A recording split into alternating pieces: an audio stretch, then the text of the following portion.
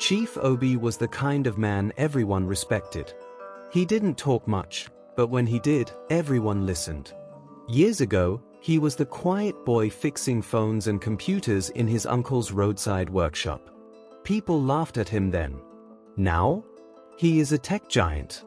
A billionaire. One of the wealthiest men in the city. They called him the silent billionaire, not because he was shy, but because he didn't show off. He lived in a mansion that glittered with glass and marble. His wealth was endless. But even in that mansion, Obi felt like a stranger. One evening, he sat at the far end of a long dining table. His wife, Janet, was scrolling through her phone. She was dressed up like she had a dinner party to attend, only there was none. Their daughter, Lily, was busy taking pictures of her food, lifting her phone at different angles. "Lily," Obi said gently, "can we eat first?" "Wait, Daddy," she replied, not looking up, "just one more. This one will trend." Their son, Tom, just 12, sat beside him, silent, watching. "Daddy, are you okay?" the boy asked. Obi smiled faintly. "I'm fine." But he wasn't. After dinner, the family scattered. Lily went upstairs. Janet stepped onto the balcony, already on another call. Obi stayed in the living room, staring into the silence. Then he picked up his phone. "Frank," he said. His voice was low. "Chief?" "Good evening," said Frank, his longtime assistant and oldest friend. "I need your help. Move all the money into the private holding account. Pause all company operations. Don't tell anyone, not even the staff, that I still have money." There was a pause on the line. "Sir, are you serious? This will shake everything." "That's the point," Obi said. "I need to know the truth." That night, Obi sat beneath the stars. He remembered how Janet used to rest her head on his shoulder. How Lily used to run into his arms shouting, "Daddy's home." Only Tom still looked at him that way. He knew what he had to do. The next morning, he woke early and called the family together. "We've lost everything," he said calmly. "The company collapsed. The banks froze our accounts. There's nothing left." Silence. Janet gasped. "What? Are you telling me we're broke?" Lily burst into laughter. "Is this a prank?" "It's not," Obi said. "We have to move today. The only property left is my uncle's old house, next to his workshop." "God forbid!" Lily shouted. "I'm not going to that dirty village house. I'll stay with my boyfriend." "You want me to live in that gutter?" Janet snapped. "After all these years." "I need to see what you'll do," Obi replied softly. "I'm coming with you," Tom said. Janet turned to him, shocked. "You don't understand. He's failed us." Tom looked up at her. "He's still my dad." Janet said nothing. She picked up her phone and began dialing. Obi walked away and started packing. Tom followed.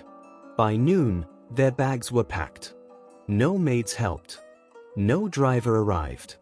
The mansion felt hollow. In the garage, instead of Obi's usual black SUV, there was an old dusty car Frank had arranged. It looked like it hadn't been touched in years. "I'm not getting in that thing," Lily said, arms crossed.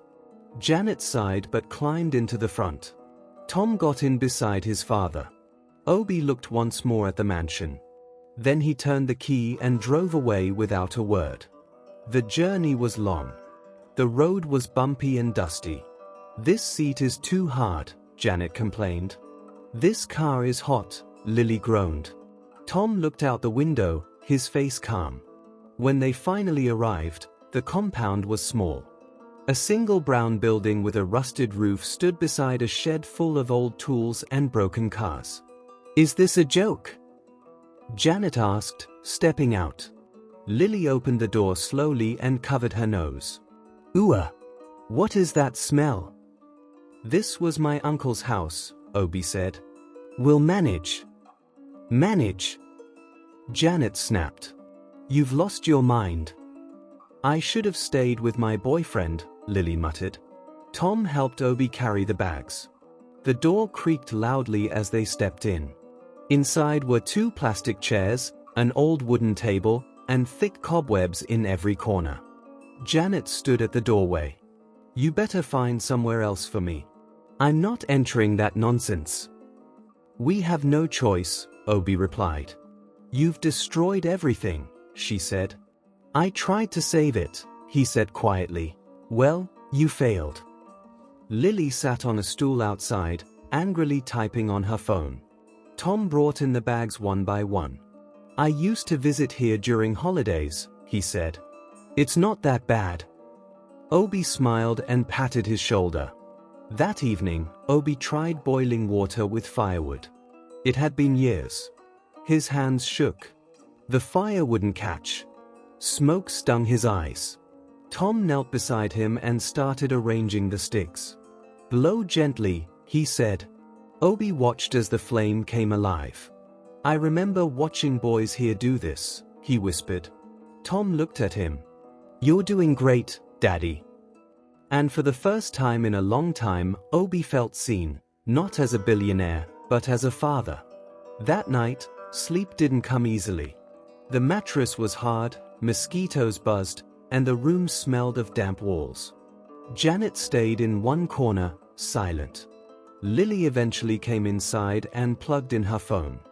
At least let me charge, she said, though the power kept blinking. Only Tom moved quietly. He helped cover the windows, wiped the dusty table, then curled up on a mat beside Obi. Good night, Daddy. Obi barely slept. By morning, the house was still. He walked to the backyard tap and washed his face under a slow, rusty stream. When he returned, Janet stood in the middle of the room, dressed in a fancy wrapper. So, this is how you want us to live now? It's just for now, he said. We'll manage. Don't say that word to me, she hissed. Manage? Me? It's not punishment. It's a chance to see clearly. She rolled her eyes and walked out. Tom stretched. Morning already? Yes, son. Let's cook. Behind the house, they set up 3 stones for cooking. Tom fetched sticks. Obi tried to light the fire, but the matchbox was damp. Use this, Tom said, handing him a small lighter. Obi smiled. The fire caught. He put on a small pot. We'll boil yam. That's all we have. Lily came out, coughing. This smoke is killing me. Where's the cook? There's no cook. Just us, Obi replied. Then I'm not eating, Janet returned, whispering on the phone. Yes, he's watching me. The place is terrible. Obi didn't respond. Later, they sat to eat. Janet refused to touch her food. Lily took a bite and pushed her plate away. Only Tom ate. It tastes okay to me, Daddy. I'm glad. Janet stood. I need air. Be careful, Obi said. She left. That evening, she returned with a small shopping bag. She didn't say a word. The next few days were the same. Obi and Tom cleaned, fetched water, cooked. Lily complained about the heat, noise, and poor internet. Janet dressed up and left the house every day. One morning, Obi saw her smiling at her phone while dressing. When she noticed him, she quickly turned it off. Later, he followed her quietly behind the shed. Yes, baby, she whispered on the phone. I'll be done soon. He thinks I'm suffering. That man is too soft. Obi's heart broke. That night, he sat by the fire. Are you sad again, Daddy? Tom asked. A little. Why? Sometimes people we love forget how to love us back. Tom leaned on his shoulder. I love you. I know. The next day, Janet wore makeup and perfume. Going out again? Obi asked. Yes. Or should I rot here? Want a ride? No. I've called someone. After she left, Obi called Frank. I've seen enough. A few nights later, Janet returned crying. Kelvin dumped me, she sobbed. I was wrong. Please forgive me. You're only sorry because he left you. After that day, Janet changed. She cooked. She cleaned. One morning, she handed Obi a plate. I made this. He tasted it. Not bad.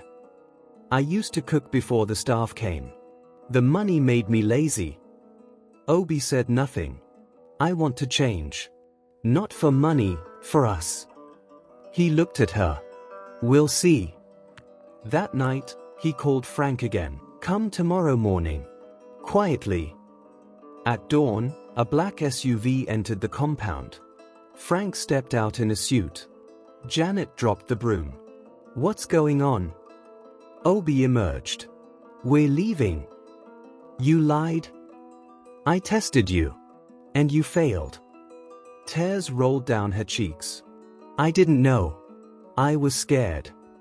Pack only my bag and Tom's, Obi told Frank. Tom appeared, holding his bag. He'd heard everything. What about me? Janet asked. You chose your path, Obi said. She dropped to her knees. Please. I've changed. You changed because the man you ran to used you. That's not love. Tom hugged her. I still love you, Mommy. Obi touched his son's shoulder. Let's go. As they drove away, Janet sat on the ground, holding her chest. The dust from the tires rose behind her. In the car, Tom rested his head on Obi's shoulder. Where are we going, Daddy? Home, son. We're going home. At the mansion, the gates opened. Everything looked just as they'd left it. The chef rushed out. Sir, should I prepare something? Tom likes rice, Obi said. With plantain. Tom added. Inside, the marble floors gleamed. Tom paused in front of a photo of all four of them smiling. Mommy's still in this picture. That was before everything changed. Will she come back? She knows where home is. That afternoon, the news broke, Chief Obi returns. He was never broke. Lily saw the headline. He tricked us, she gasped. I have to go. She arrived at the mansion in a cab.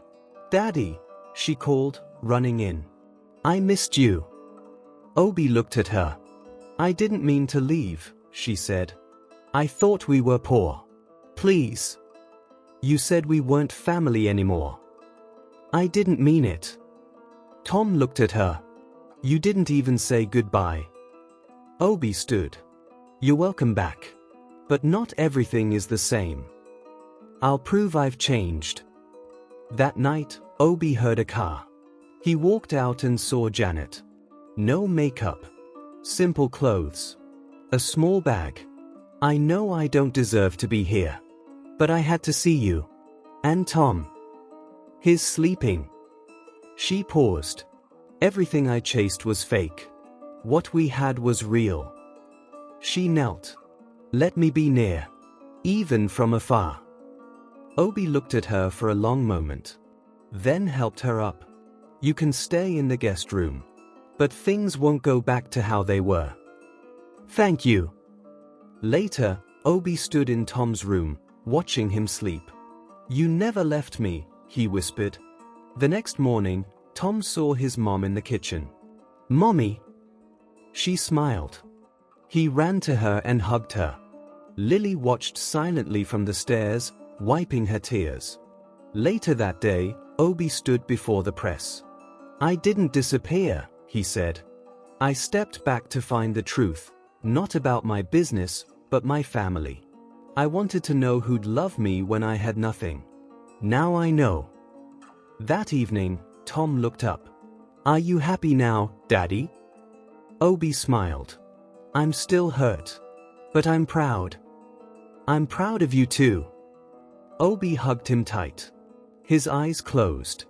And for the first time in a long, long time, he felt peace. If you enjoyed this story, please like, comment and subscribe and share to other people. It will encourage us to bring you more interesting stories. Thank you for watching.